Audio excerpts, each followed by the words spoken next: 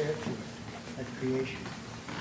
Everything shines brighter than the diamond prism, casting the view and figure of all beings. As you appeared in the crystal, a cascading of voices, a glad accolade of my endeavors in the three dimensions. I held onto the hands of your voices as they ventured me forth. I'm sorry. As they ventured me forth along this gaze, I put the sun back in its facets. I stepped carefully along the planets, touching the earth like the stepping stone of your doorstep, ringing the bell to your house in order to invite you with my friends to the feast. I call this section of my poetry the Chemical Wedding. It's dedicated to, well, the Rosicrucians have this book called The Chemical Wedding, which is one of their fundamental texts.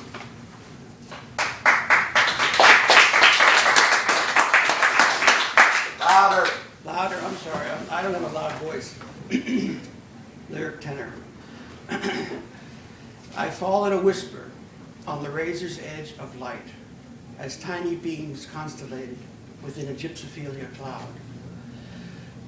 Stars bunched like rarefied bits in a galactic swarm with planets of bees and butterflies. I roll over and stand my gaze to let thousands of tiny particles settle in my sight. As water spilling from a lion's mouth, following footprints along its ancient membranes, spilling through polished stone, finding grains of sand, falling over cliffs, briefly being water, until its brief respite in the garden's squared circle pond. Memory chases the present like an irritated wasp. I press the grass with my hands deep into the earth, waiting for the mind's smoke to clear. Let us dance beneath the fury of silence and shatter the crystal noisely, with the gathering of voices carved like delicate flowers, swayed in the breeze of their perceptions, as I dare to bring them to await the host of all the feast, when the knife will cut time in its jugular, and it will bleed delight, as Forrest and Shirley come to sit at our table.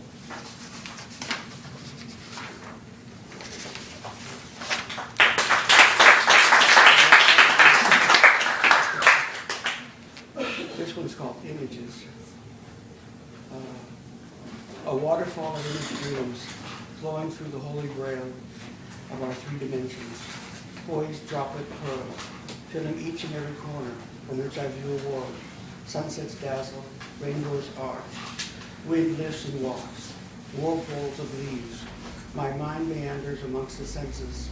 Each are splashed upon in the ship's portal. Awe stops at ticking. A moment unfurls. We sit to stop, while a mind's kaleidoscope moves the viewfinder to emerald sweet tasting sparkles of cascading eons passed in seconds. As we are all invited to feast, awaiting a host, we sit at the table, having only casually a chance to peek. Will you hear more?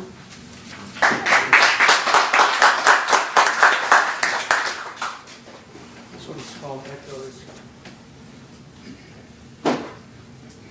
Light and shadow skipped across the here and now, tossed like flat stones by children on the sheen surface of a lake, where the seconds dripped from glacier ice are collected to be memories mirrored, held up to the face of the sky as clouds pass to glance, the pinion poised in your faces.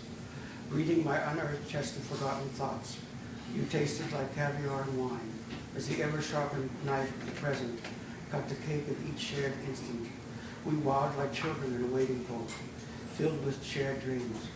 As time's relentless pulse weakened its tone and archetype slowed its rhythm, we cautiously peeked through the tiny slits in the fence guarding the construction site of eternity's buildings.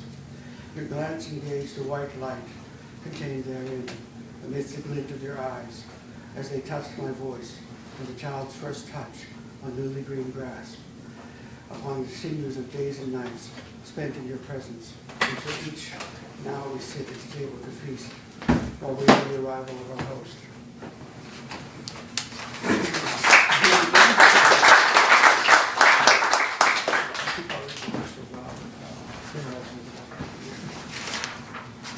This gives you more of an idea that there's these people at this big feast.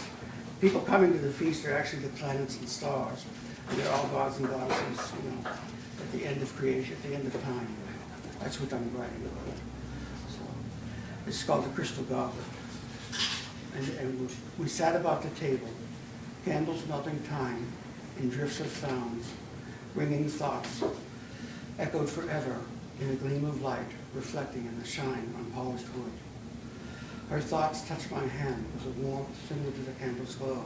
Sounds emerged again and again, billowed as though spoken underwater, in the manner of the song sung by the whales.